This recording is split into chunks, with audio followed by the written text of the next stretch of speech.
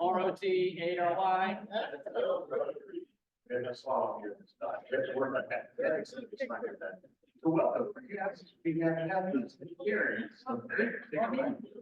Thank you, President Eric. I'm not sure if you have any guests today. Do we? Oh, yes. Wonderful. You don't mind standing up and introducing yourself and what brought you to I didn't realize I was going to get put on the spot, but somebody who's Ryan Mayor, I own vertical marketing. And I decided to visit this chapter because I saw how much giving is done in the community, and that's something that I'm always interested in and have been blessed enough to be able to do. And also it's something that I want to grow my company's values on as well. Thank you. Thank you, Glenn. Thank you so much for visiting and Raleigh Rotary. Make sure you introduce yourself to Ryan before you leave today. Any other guests? Don't think we have them. However, Ryan mentioned giving, and I want to point out a return of the Brandy, wonderful Brandy Giroux. It is back. Let's give her a round of applause. Great to see her here again. So welcome, Ryan. Welcome back, Brandy. So glad to see you. And back to your question, President Eric. Thank you, Gary. All right, we are going to get some things done here from a business standpoint. So the work that was done in the committee. So I asked a group of folks to come up here and just line up in this order, and we'll go through our announcements and our updates.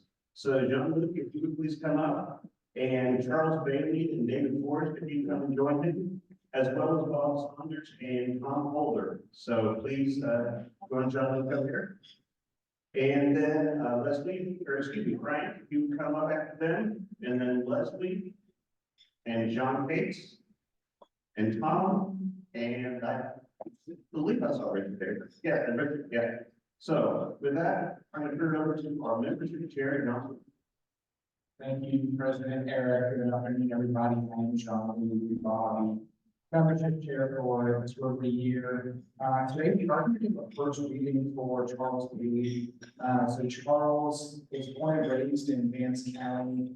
He's been in the Raleigh area since 2003, and since that time he's been in banking. So he's been in banking for the last 24 years. CCB, SunTrust, PNC, and now with financial partners. He has 3 children, all girls, 17, 15, and 6. So that is just a little bit about Charles. If you guys haven't had a chance to meet him, please find him. Unfortunately, not here today for the last couple of weeks. Going to be next week. So in the next couple of weeks, we'll get a chance to see him. And now we are going to do an induction.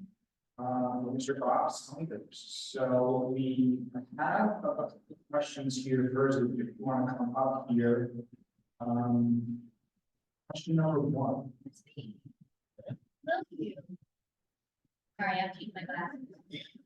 Will you join us as we strive to live a life of service above self? Will you join us in our activities, our service projects, fundraising activities in support of our community? I will. And question 3, will you join us in supporting Rotary's efforts worldwide to focus on reset and promoting peace, disease prevention, providing clean water and sanitation, maternal and child health, basic education and literacy, economic and community development, and protecting the environment? Fantastic. Well, I would say your membership has been, your application has been, approved and filed accordance with the bylaws of the club. Now proceed and admit new membership to the Rotary Club of Raleigh and the friendship of Rotary throughout the world.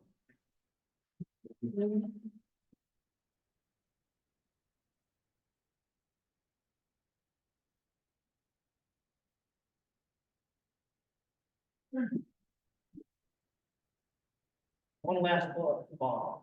Be a wonderful addition to our club.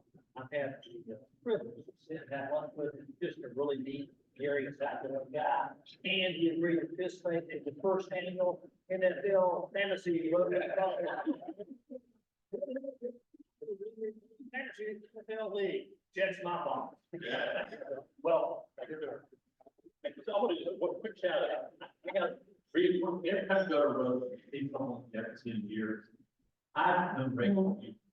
I was in high school kid. We've not seen each other in 10, 15, 20 years. So thank you for bringing up with the other. Hopefully, we made it.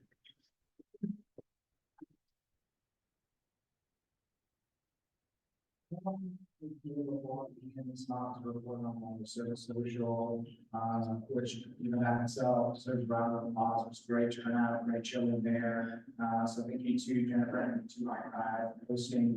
I don't have the exact numbers yet. I will get that to you guys. But it was great. Again, appreciate everyone's fellowship and coming out and supporting and have a great conversations. Thank you so much. And that was off to this narrative. Right. The Franklin Valley, if you give us an update on the Southeast Raleigh. Hello, yeah, I went to the Southeast Raleigh Club. They had their first in-person meeting. They joined right during the pandemic and they became a virtual club. And so they have 11 members and 8 of them showed up. It was really great. The president, Michael Lawson, was there, and they're really, you know, trying to get going. They're gonna have one meeting a month that will be in person and one will be online. So like I said, what they're trying to do is they got a couple service projects they're going to do one a quarter, but the big one that they're working on now is the back to school drive. They're looking to get 300 book bags, so very, very impressive.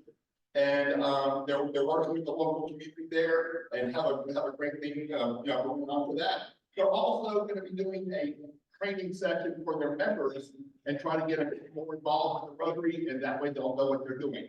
They're looking at getting shirts and banners and everything. They're really, you know, just really getting started in floundering. So they're meeting at the lot. It's out there, and it was a great meeting. So I'm really glad to be a part of it, and I'll keep you posted on where they're at. Thank you.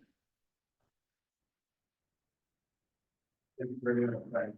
You saw that list of all the funds that were counted, and let's go back on this hopefully Southeast Raleigh will be the next one added to that list that we joined. I think big enough to be appreciated in the club. Let's go to the new generation. She can't be here, but she did ask at the last minute if I could remind everyone that we have a foreign exchange student coming, and we're looking for host families. Hopefully in the Boston area, school district, at least the first family need to be in that district. So I believe that Tommy has hosted a family before and can tell you about the experience. So spend a minute or two with them. If you have young people in your family, what a great experience for them to be exposed to another culture. And you don't have to have young people in your family to be the host, but you mean a lot to this individual, and I would suspect you get one given this circumstance. Okay, let's go ahead. And Leslie, our wonderful head of public image. Thanks, President Aaron. So you may have already read the bulletin for the week and saw the amazing opportunity of continuing to be a part of the public image. What? I had to move the microphone because of all the clapping and excitement. I didn't want to burst your ears. So Mark McClam has come forward and he is helping with the bulletin because Gary Suffren, as you know, as past president, has a lot of other things going on. And so he is going to be learning that. And we also have an opportunity for others to be learning how to do the bulletin. It's about an hour a week. It's a commitment to the club, and it is served by itself. So also the rest of the committee also could be filled out for Rotarians. And we are having a meeting on the 14th of August virtually. And if you're interested in coming to that meeting, just to see how fun we are and to consider what we might be doing together to raise the public image and promote speakers like Steve here on all the social medias and in the bulletins, then come to that meeting. Let Linda know that you want to come to that meeting. It's no commitment. You can try this on for size. Thank you. Thank you, Leslie. And Leslie's running the committee, more than a fun meeting. I said last week, there are 3 requirements to work on a bulletin. You have to be able to read. You have to be able to write. And you have to have a computer with an internet connection. If you have those 3 things, all the training will come to less than 13. So don't pass the opportunity to be involved, and it will become a burden. It will become a really exciting thing. So with that, Tom. Thank you, John Cates here, our fundraising chair. Excited, I think, if we haven't heard by now, we're having a gala March the 8th at the Dix Park Chapel in conjunction with Dix Park as a co-beneficiary. We're very excited about it. Last time we had a gala, I think it was 5 years ago, there were about 160 people in attendance. We have the ability to seat 200 people. So our goal is to exceed expectations and have a fun time and put some money into the things that Rotary does. Things like Polio Plus, things like the foundation, education support. You know, as Rotarians, we think about when we come weekly, we have the lunch, we see our friends. We do all kinds of things, but I'm sorry, money makes things happen, as we all know in our personal life. Same thing is true with Rotary. So I'm looking forward to the gala. I think this will be a big time. I did get a confirmation back that we have a band arranged for the night. So we will rock it out at the end of the evening. Lots of good time. And if you are available to help with the gala, there are opportunities to serve there, and look forward to sharing more information. The fundraising committee will have a meeting later this month to kind of summarize where we are and make plans for September. Thank you. All right, thank you very much. Yeah, I'm so great about the committee in general, and this gala is going to be one to remember. So, Mr. Football, Tom Holden. Know you guys, gentlemen, so glad to see you one more time. Very briefly, I'm gonna plug in for the fundraiser we're doing, NFL Fantasy League, first annual. We have a lot of fun doing the men's championship. We have 25 bucks anticipated, 50 bucks a head. I know this one's a little more expensive, it's 100 a head. And we got 10 signed up, so that's great. There's a few more spots available. We'd love to have you.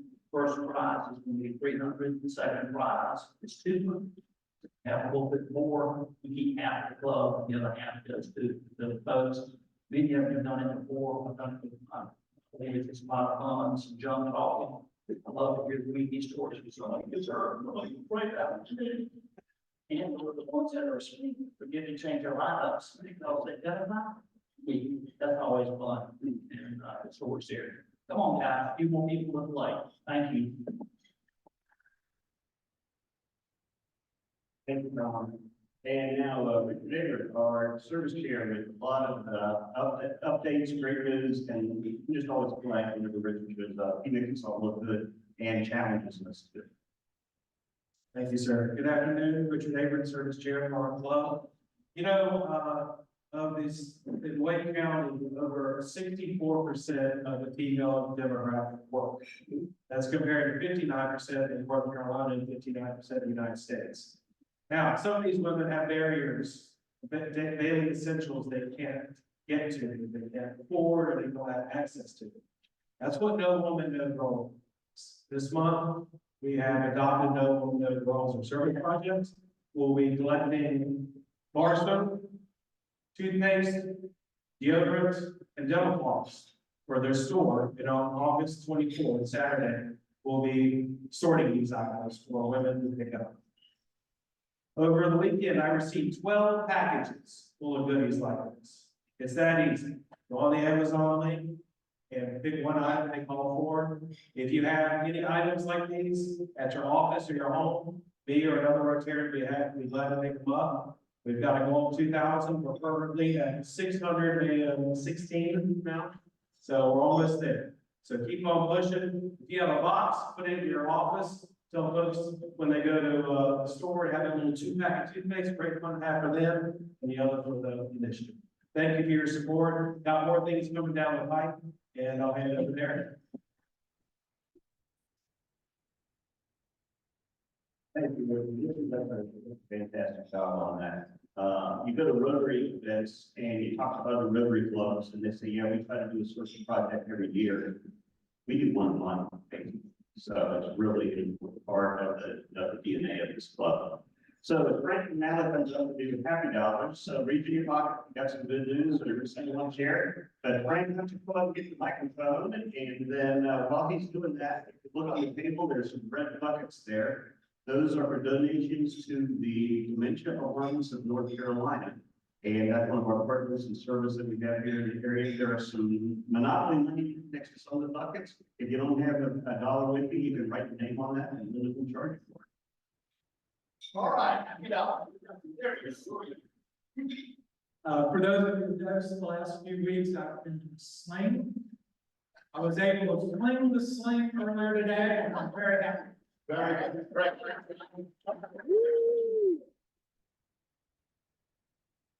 So that was $5. Yes, So it was. the United States Olympic equestrian team show jumping team won silver in the team competition. We just got qualified 2 people for the individual show jumping. So Very there you good. go.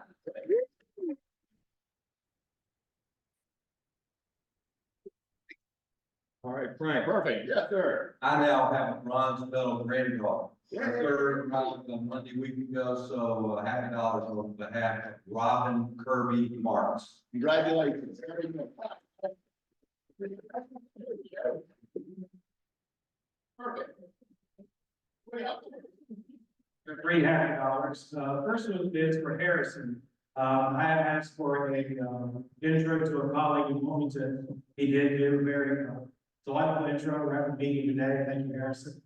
Wanted to give a shout out to Daniel. We had a one-on-one a couple weeks ago, set a couple of people to know each other. Highly encourage you Rotarians to have that opportunity. Daniel, I had a lot of common ground and the friendship has grown. Thank you. And also welcome my dear friend Randy back to the club. Got a new journey, well, a year now, for a new journey, so God willing, she's here. Thank you. Thank you.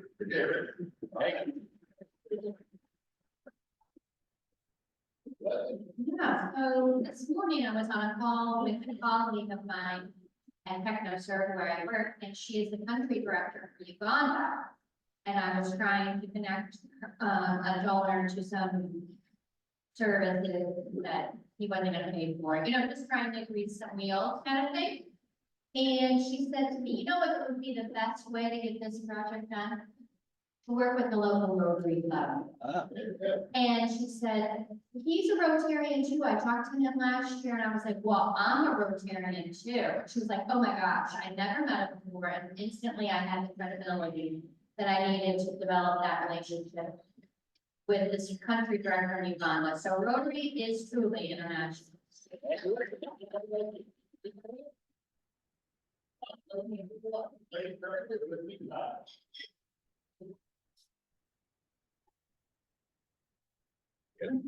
All right, lots to celebrate today, and let's make somebody else a little bit happier with our round. Go ahead, John. Okay, well, in the ticket today, the winner today is gonna walk away with $60. So if you invested $5, somebody here knows what kind of return that is.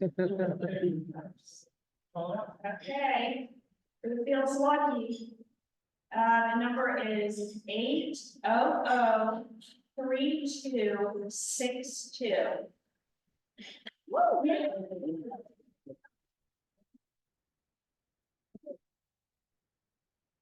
Thank you to everybody that participated. We have a little bit of fun from that each week, but it also adds up. So thanks for everybody involved.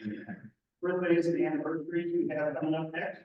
So, and we're gonna have a skipped week next week, so we've got some extra people. We were short on birthdays and anniversaries a couple times, but we've got a lot this time. Monte is gonna have a birthday. John was just up here, has a birthday coming up on the 13th. Nathan Thomas, who is also involved in projects in Uganda, is having his on the 13th. Charles King is on the 14th, and Leslie is on the 17th. So outstanding. Well, happy birthday to everybody there. And I see him here, Reagan. An artist, 43 years. Congratulations. And regularly done with Pace to the Mary and Patient Woman, so that's true. Pete and Jennifer Chiconi on the tenth, and Kevin and Judy Summers, Kevin is here as well, congratulations on the 17th. Upcoming meetings, we are not meeting next week, we're having our midsummer break. And then Ori Bromler is going to be our speaker the week after that. She's written a book, it was #1 on Amazon a few weeks ago. It's a book about discovery, what's important in life. It's a wonderful story and how you multiply that. Fascinating person. She's lived all over the world. You'll really enjoy hearing from Corey, and I'm sure she would be happy to see about her book while she's here too. But anyway, don't miss that. And then Lee Day from Red Hat, the executive of Red Hat, is going to come here and talk about that local software company, very prominent software company. And then we don't have any meeting on Labor Day. So that's the plans for the upcoming meetings. So with that, I will introduce our speaker today, Steve Earnhart. And I will start with a story in 1978, 79, somewhere in there. I had a friend, I said, I had a friend that I worked with, and we were both bachelors, and it was a Friday, and we didn't have any plans. He said he wanted to go to my radio program. I didn't know you did a radio program. We went to this little house on Old Wake Forest Road. It was kind of out on the margins of the city at that point. And we went into this little one-story house, and it was full of electronic equipment everywhere. In the living room, they had a whole day of stacks and stacks of old Army surplus shortwave radios. And then they had in the back of the house a little booth, and he played classical music. He literally read liner notes off the back of the sleeve of the record that he was playing. He sounded really good. It sounded very compelling. And then the radios were all tuned to the BBC, but different frequencies. And 5 minutes before the end of the hour, he would go in and he would find the one that had a clear signal, and they'd rebroadcast the BBC radio news instead of having a news department on CTV. So that was what they did back then. From those modest beginnings, and Steve will take you through the whole thing, WCPE has become one of the most significant radio stations in the world. They embrace new technologies that came. They're on the internet. Put it this way, they were so early on the internet, their URL was the classical station. Now, how early do you have to be in the internet to get that URL? So that's just my personal story. Steve has been at WCPE, just had his first anniversary just a little bit ago, and he moved to Wake Forest in 2016. He's got music not in his blood, I think he's got his DNA. Both his parents were violinists. They both played for the Indianapolis Symphony Orchestra under Raven Park, and music has really been important to him. He has performed at radio stations in the past, and then in college, he attended the Berklee College of Music in Boston. If you don't know about the Berklee College of Music, it's kind of like saying, I went to Berkeley Music, it's kind of like saying, I went to Harvard for Law, Harvard Medicine. They look back to be the same city too. So, great credentials educationally. He loves to play. He took a tour to LA, Los Angeles, where he played for 15 years in different situations. He's a bassist, but he played in all kinds of situations. You might have heard his music on a movie or a television program and on records of other artists. So all kinds of work in that space. He tells a really wonderful story, and maybe we'll share it. So I won't tell the whole story of his honeymoon, where they were in Italy, in Rome, and they somehow ended up at this party, and they didn't know why they were there, and what anything was saying, but the music was incredible, and they stayed there all day and then all night. And then they went to Venice, where they listened to Bach chamber music. So music, wide music, and Steve has. His favorite genre is jazz, both classic jazz and modern jazz. I'm a jazz fan, so we really geeked out when we met. And so he liked John Coltrane, Michael Davis, Herbie Hancock, Chick Corea, Weather Report, Pierce Blanchard, Moxie Washington, Snarky Bucket, all that name, Snarky Bucket, and many others. He plays a lot around the area. And I told you at the beginning of the year, I wanted us to have those first class programs throughout the year. And Steve is really cool to give us a first class program. And late breaking news, and now I'm going to make it commit to it, he just agreed that he will put together a combo for our Christmas party at the Carolina Country Club. And he will bring some friends, and they will play for us some Christmas jazz at the Christmas party. Okay, so with that, welcome to speak.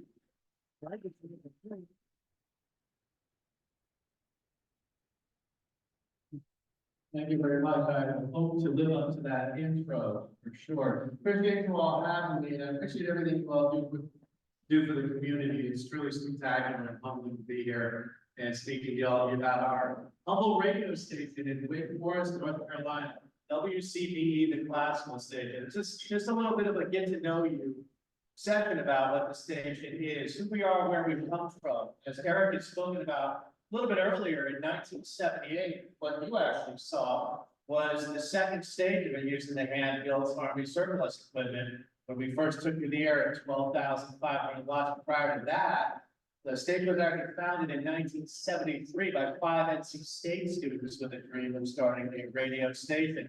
They began, yeah, I got this right, 2.5, yeah, right, 2 watts of non-converted broadcasting power. Some of the big milestones for WCPE, in 1982, we had a big power increase, obviously, to 33,000 watts with a new antenna transmitter. That allows us to reach all the research triangle at that point. And that was when we went to a full 24/7 format of classical music, the News and East Scott talks. A little known thing there, when they were reading the liner notes of the CD, you actually can't do that on the air because it's copyrighted material. But they were a little, I think they were flying underneath the radar, and so they were safe. In 1984, the operations, that was when we migrated out to the Wake Forest area where we currently broadcast today. In 1993, in cooperation with the FCC, we began broadcasting at 100,000 watts. Now that was a massive step forward. That enabled us to have a far greater reach as far as Virginia in some cases. We pair up with other towers. We rent out space on that tower that we have out of Lake Forest. We share that with other broadcasters and with cell phone companies as well. That thing is a little bit more on the tower later. With the classical station, we've got the same, there's a lot more on our website. By the way, classicalstation.org, just hit the About tab and go to our history. There's a really thorough piece about that, where we come from and who we are. That'll give you a deep dive into some of these bullet points. Classical station, we've had here to the same philosophy we've had since 1982, and that's to deliver the finest classical music program and the highest quality broadcast signal around the clock. Online listening is available on our apps and at our website streaming. We've had a satellite uplink connected for decades. We're light years ahead of most of the competition in that. We've been able to hit the globe way out in front. We currently run 4 streams right now, 24 hours a day. You can get us anywhere. And again, we're going to dig into that a little bit more later. What our values are, you know, to follow this.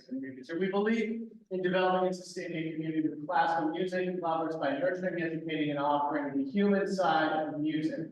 Some of the stories that I get when I'm on air, I host Allegro every afternoon and evening from 4 to 7, the drive time show. So I get a lot of calls from people all over the country about, people tend to think of our station and our music as a companion throughout their daily activities. It's who's sitting in the car with them on the way home from work or to work. It's who's hanging out with them before bedtime. It's who's in the room with them alongside their families at dinner time. It's really quite moving. And we're committed to improving people's lives and sharing classical music, providing excitement, information, beauty, and stress relief. You'll see more about this shortly as well. We believe in being consistent and accessible in the variety of classical music we play. We cover a pretty wide territory of the genre.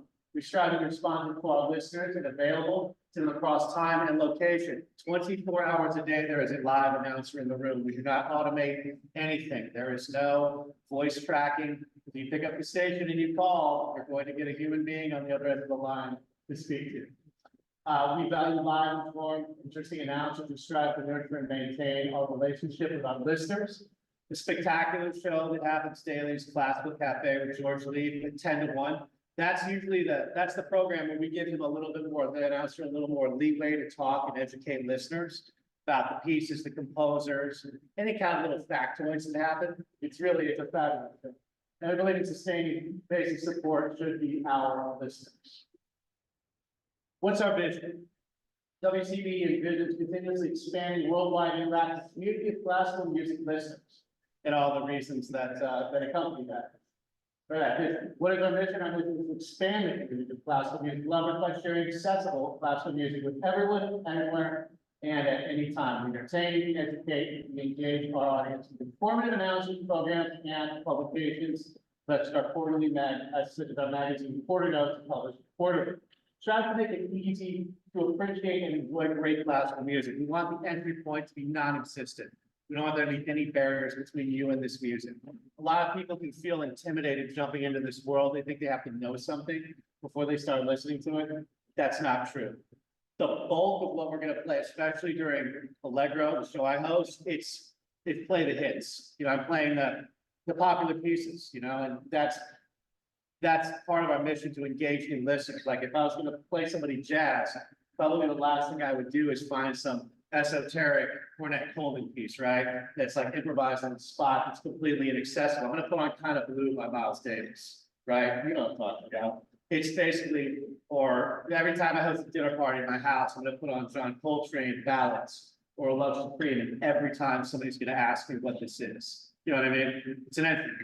We try to make our music like that. Classical credit you can't find anywhere else. This is typically our schedule every day here. Classical Station believes classical music is an integral part of the quality of life in our communities around the world. We offer a wide variety of music performers and composers throughout the day.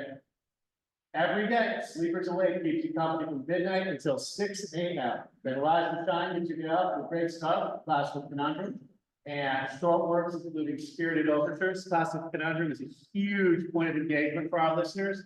We get, with the second that thing goes live, we have people calling the station, I kid you not, at 5:45 in the morning, 5:30 in the morning. What's the conundrum? What's the conundrum? What's the conundrum? People are rabid at that. After that was the aforementioned Classical Cafe, 10 to 1. They played more full-length symphonies and concerti. Following that, As You Like It, from 1 to 4 p.m. Soft listening for the workday. After that, it's Allegro, where you can hear me. Travel with you to bring your daytime activities to close. And then at 7 p.m. every night, the concert hall begins and leads into the tranquility of music in the night, 10 p.m. to midnight. Typically throughout the week at 7 p.m. we're going to have different programming. Mondays, it's Monday Night at the Symphony. We're going to hear a different symphony featured from around the world with their various conductors throughout their existences. Thursday night's going to be Thursday Night Opera House. And then we have some other programming that happens on a monthly basis. We are listener supported. Okay, so for more than 40 years, we've raised our operating funds by direct mail and 2 on-air fundraising campaigns each year. The next one's coming up this fall. We receive additional support for underwriting by businesses and cultural organizations such as the NC Symphony, the Duke Endowment, Chamber Orchestra of the Triangle, people like that. Since 2002, sustaining members have played a valuable role in providing us with a reliable income stream every month. We have a ton of members that jump on board. That's what our annual drives are for. It's not really to just get money, it's to get more members, you know, get more people involved with what we're doing. We operate with small permanent staff, and we do have more than 200 volunteers who participate in all aspects of the station, such as administration, announcing, technical work, and publications. Quick note on hiring here. If anybody here feels that they have a good radio, like down, like they feel, come see me afterwards or shoot me an email. My contact information will be there. We're having an announcement training coming up at the end of August. So if you've ever wanted to learn about the radio business, reach out to me. It'd be great. We've got about, I think, 8 people really enthusiastic about it. Terrestrial FM meets screen. This is really wild. Our tower is 100,000 watts. The tower height is 1,200 feet. Now that is just slightly shorter than the Empire State Building, right? I tell that to people and they can't believe it, but I swear it's true. The tower was featured on a 2007 episode of the program Hazard Pay on the Discovery Channel. Do you remember this? Yeah, it was a short-lived program where the host of the show would go do something incredibly dangerous that other people, professionals, would do. And he tried to climb up the tower. There's lights on this tower. There are 4 levels of lights, including the top beacon, right? And when one of these lights goes out, that's a big deal. We have to call the FAA. I mean, this at one point in time, this is one of the tallest structures in the United States. And we have to call the FAA and let them know, like, hey, there's a light out, could be a problem. And when we need to get one of these lights changed, Like, it's a big deal. We have to call this company up in DC and they call all these maniacs down here to come climb the tower and change the light. So this guy thought he was gonna do it. He got about 3/4 of the way up and was like, nope, not today. Yeah, right. Anyway, this is us. We do serve Piedmont area, including Raleigh, Rotary, Chapel, and we're also heard of North Carolina, Sandhills, coastal areas, and even Virginia, the 11 remote FM transmitters. So the rest of the world online on our apps, streaming services, cable stations, and affiliate radio websites. We use wide open automation. That's how we broadcast locally. It's all digital. The days of spinning vinyl are long gone, mini discs, whatever it is. Really, there's nothing left. We have a lot of archaic equipment in there. It's actually kind of cool to see it, being a recording nut myself. But we're broadcasting everything digitally now. The bit rate, the quality of it is much higher. We have a state-of-the-art studio and transmitter equipment, including a digital satellite uplink, which I'll show you guys later. And Triton digital stream, which ensures the highest quality stereo signal reaching for wide audience at home and around the world. All of our broadcasting pipelines are monitored 24/7 in real time for outages. I can check any one of them to make sure. Occasionally, we do get calls from people where the stream is actually stuttering. Additionally, we also, at our website, we offer a daily blog that's going to enhance listening pleasure if you're interested in diving into that. We know musicians' birthdays, post detailed playlists, and news about special programming and much more. We are one of only 2 radio stations that can legally, under the terms of the Digital Millennium Copyright Act of '98, publish playlists that will show what we're playing next. Strangely, most radio stations can actually not do this. But because of who we are, we're able to do that. You can find detailed playlists on our website showing what we're going to be playing, sometimes months in advance, weeks in advance, months. It's fantastic for our listeners. Streaming at this is what our feed looks like on the website. You can get great classical music anytime anywhere on the app. This player is found right on the homepage. When you visit classicalstation.org, you can see exactly what's playing now, what we just played, what's coming up next. If you have an internet connection anywhere in the world, you are one click away from great classical music. Nonprofit ownership. I won't bore you with this. But we are owned and operated by the Educational Information Corporation, a North Carolina not-for-profit organization founded in 1973. All this stuff is on the site. It is, we are a nonprofit. What is our brand? Who are we and what do we play? Right? We're going to be playing what's called the common practice period of classical music, early music up to 1600, Baroque 1600 to 1750. Transition 1750 to the late 1700s, classical, that wheelhouse, 1770 to 1800s, romantic, early 1800s to 1900, and 20th century romantic and impressionistic music. Who's our audience? Who's listening to WCPE? Well, 65,000 unique individuals listen every week. 27,000 are P1, so the people who are checking us out for the very first time, getting with the station. They are critical. The average listening session, 70 minutes. Median age is 60, but 62% males, 38% females. Interestingly, that has swung around opposite from where it was just 3 years ago. We don't know how to explain that. If anybody can help me with that, I would love to be able to tell the boss. But that's exactly what's been happening there. They tend to have a high net worth, higher incident of grad, post-grad degrees, often white-collar managerial roles. NPR and jazz are alternative favorites. Their interests tend to be travel, health, their grandchildren, community service, and the investment and retirement concerns. They typically live the arts, what's called the arts and cultural lifestyle, right? This is all self-reported too, by the way. This isn't, we just sent something out with our order notes and we got this feedback. The arts and cultural lifestyle, they go to see musical performances, not just classical, obviously theater, ballet, opera, they go check out museums, galleries, and go see readings, things like that. Where do they listen? 54% do it at home, 46% do it somewhere else, the car or work. When are they listening? Typically, our biggest times, as you would probably guess, are between 6 a.m. and 4 p.m. and 6 p.m. and 9 p.m. on weekdays. Saturday and Sunday, 7 to 1. And then Sundays is a big morning. That's where Grace Sacred Music airs. A lot of people, if they attend church, they're going to listen to Grace Sacred Music on the way in, get the spirit going and all that. It's fantastic. That's one of our biggest programs. Always has been. That's 7 to 9 p.m. Average, we're typically going to be averaging about 2,150 people anytime you look at the station. That's who's going to be listening. 1,750 of those, 1,700 of those will be on FM. Another 450 are gonna be digital. Okay, on the average day, we're gonna see 24,500 people who tune in anytime. And our metro, WCPE ranks consistently between 8th and 14th among all of the FM stations. Pretty cool, based on the fact that it's a classical station, right? The web listeners are based 92% in the United States, only hitting 8% globally. We are working on that though, with more outlets. Only 27% of those are based in Raleigh, Durham. The rest of those listeners are gonna be nationwide, based elsewhere. Why are they listening? This is self-reported here. To be entertained, to relax, relieve stress, feel inspired, to learn some things about the music, to escape the pressures of the world, hear info about the music, to avoid the news and the information that is blasted with all the everything. Well, that's gonna become relevant, isn't it, huh? Help stay focused and alert, keep on task and motivated, learn about the performers, maximize music, minimal info on the music, help pass the time, regular headlines. Lowest there is feeling connected with the host. You know that we found that with the exception of Classroom Cafe, the announcer's talking for more than 30 seconds. Click. Yeah, that's how fast we lose people on the radio.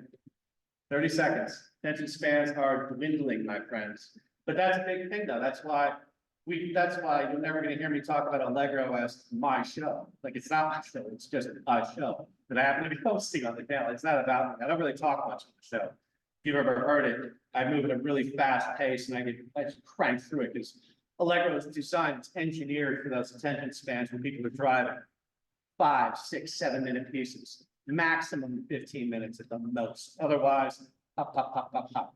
Playing hits. This is me, current technical operations manager. That's Allegro on the classical station. As Eric mentioned, I graduated from Berkeley College of Music. At which point I was recruited by a touring band when I was 19 years old. I spent many years out on the road at that point. Both my parents, again, were classical violinists in the Indianapolis Symphony Orchestra under Raymond Leppard, which is really cool because we do occasionally get to play their recordings, which is a real thrill for me. I always text my parents pictures of the playlist while we're doing it. They're retired in Albuquerque, New Mexico now. Produced and composed music for use on MTV, VH1, Bravo, TLC, Fox, Japan, ESPN, Nat Geo, all typical bumpers coming in and out of commercials or during confessionals on reality TV, things like that. There's a song called Stuff. You can hear it with James Dunn. It airs every day on ESPN radio on the Adam Gold Show. So if you've ever heard that segment Stuff, that was produced in my home studio. And I just play around town with people. Speaking of reality TV, like Jason McDonald, Kaylin Robertson from the American Idol, Brooke Cottonwell from The Voice. And work in local pit student orchestras, playing the upright bass. Moving my arms and shoulders, a serious workout. That's a lot harder than playing electric, let me tell you.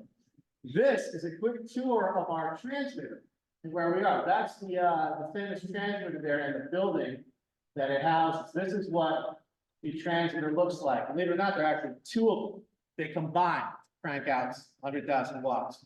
Now, the past couple of weeks, those typically I'm going to be looking for between 96 and 102% output on those transmitters. That's a combined reading. We have to take those readings every 90 minutes and report those to the FCC.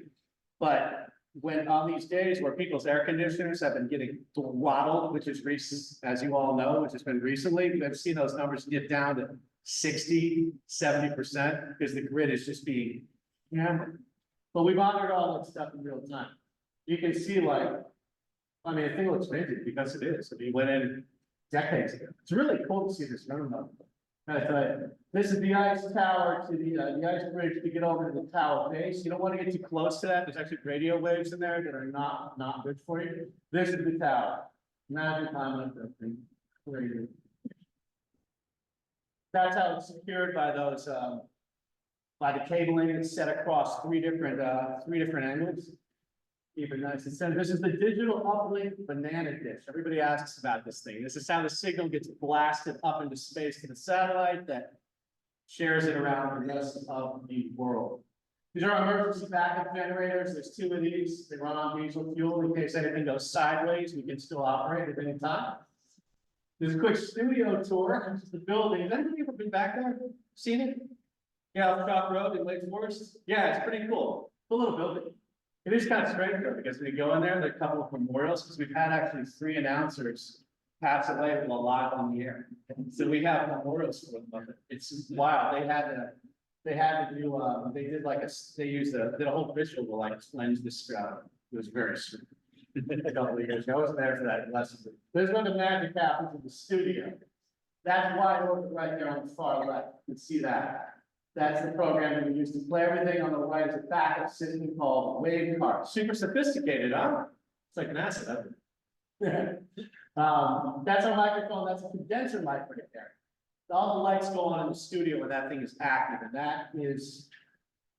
that's not like this. You notice how you can't really hear my voice through the speaker that much? This is called a dynamic mic. You talk right into it. It's much louder than when you talk across it like this. That is a condenser. That picks up everything. If we were to turn that microphone up to full blast and receiving, on the other side of the building behind multiple locked doors, we'd be able to hear the conversation clear as a bell. It is wild. That's why we have red lights all over the place when you turn that mic on, the whole place lights up in red, which translates to shut up. This is our transmitter control. Those are those readings that I told you about earlier. 600 on the far right there, that's the combined output of all the transmitters at all times.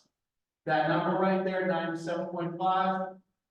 Wow, that's the sweet spot, right?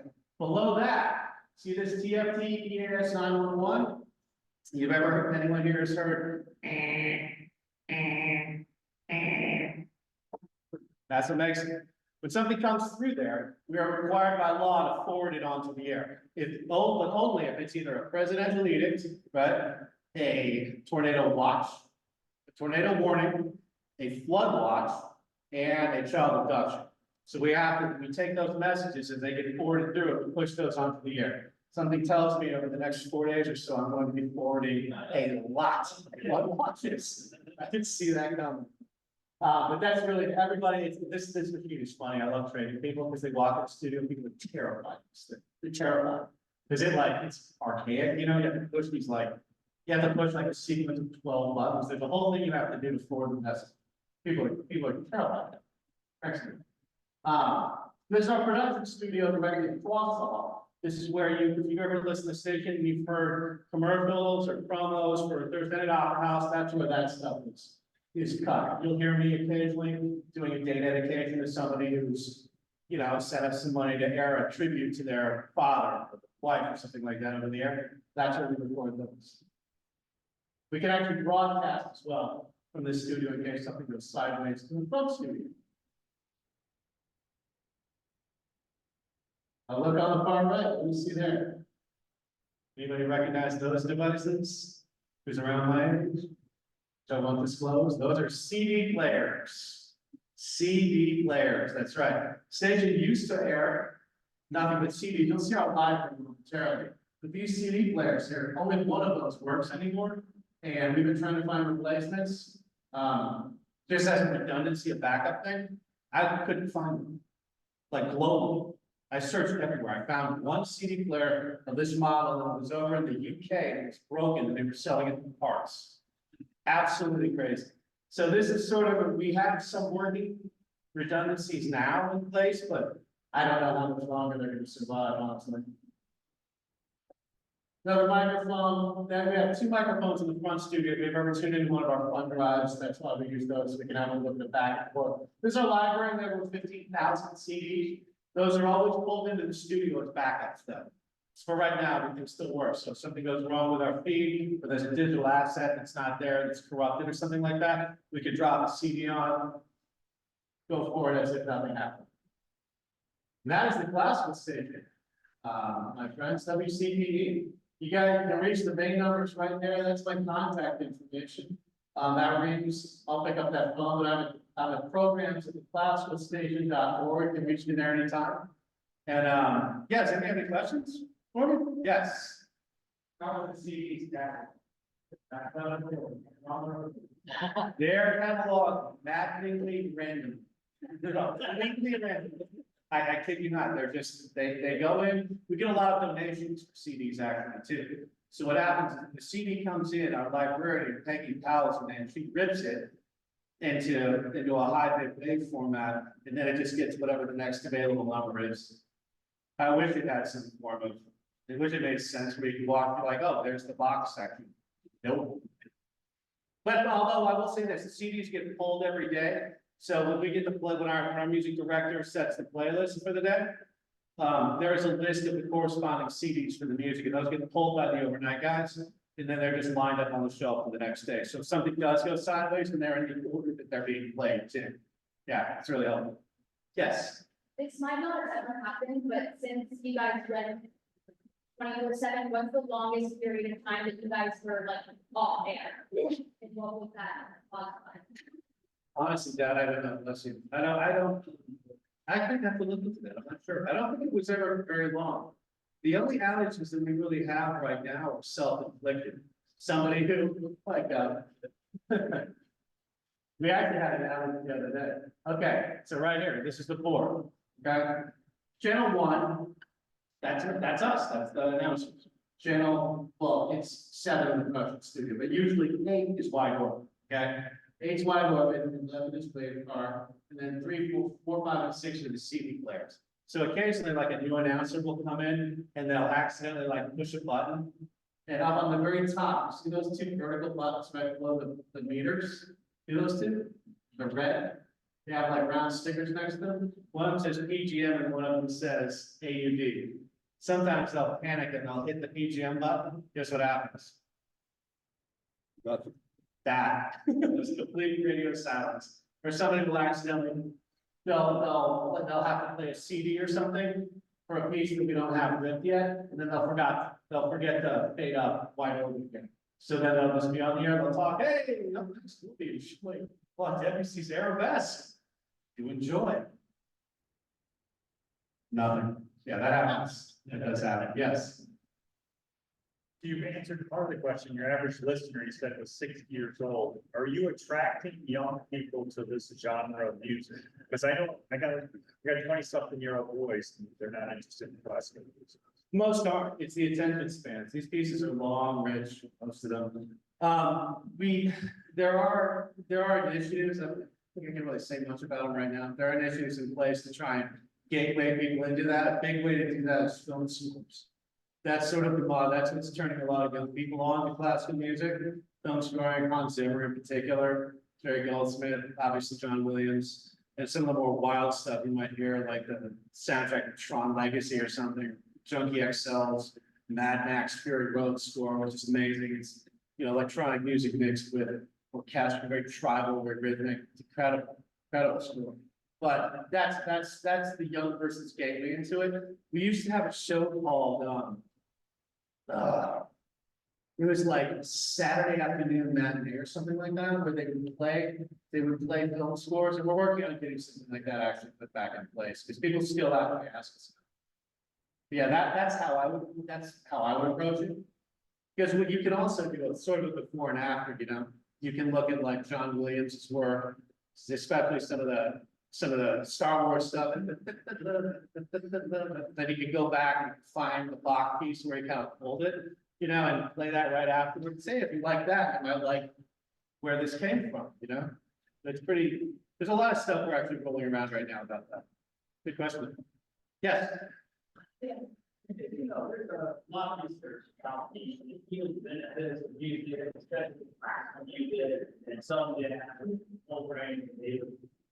Have you guys ever partnered with some of the non-profits, especially those where there's a resident setting, kind of the music, healing benefits?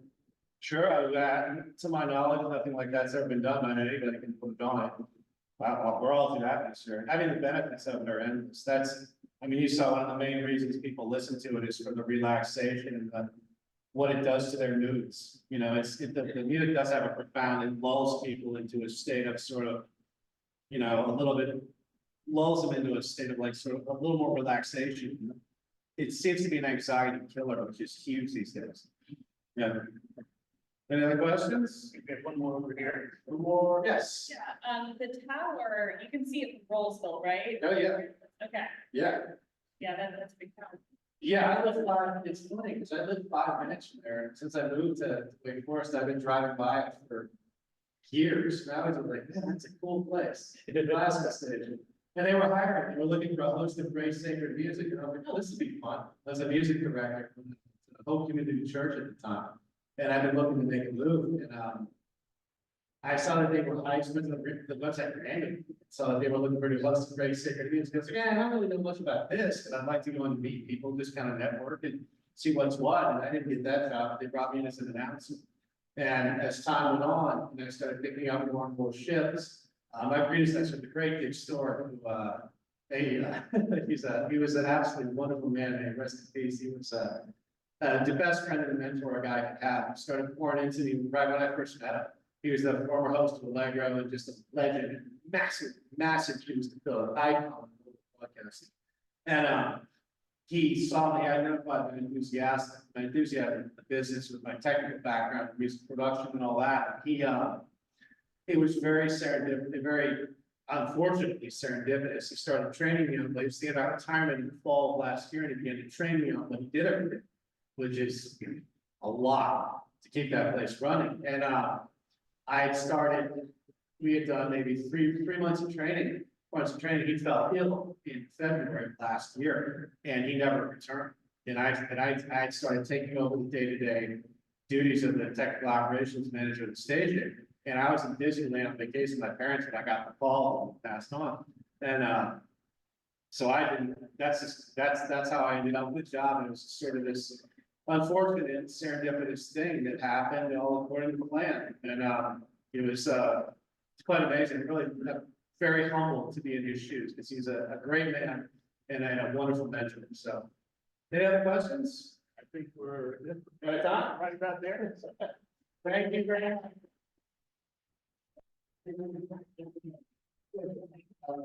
His story, he was a long time law person. He was the biggest voice on WPTF and when he was at WCPE. And you can still hear his voice on some of the programs there. Well, I have one real quick question, and it's a short answer, but it's one of the biggest misconceptions about WCPE. Yeah. Tell us about how much money you get from the state government and how much money you get from the federal government. Nada. Thank you very much, Steve. What a great program. And the other so here's a really Raleigh copy note. Rotarians, it's all right from the four-way test. Of the things we think, say, and do, is it the truth? There, sir. Will be beneficial for all, sir. We are adjourned. All right, sir.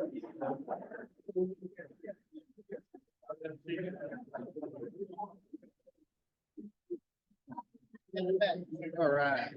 Hey there. Survived. Made it without, right? I did. I have what's going on. That's the scene. Yeah, That one. I'm sure. Should be.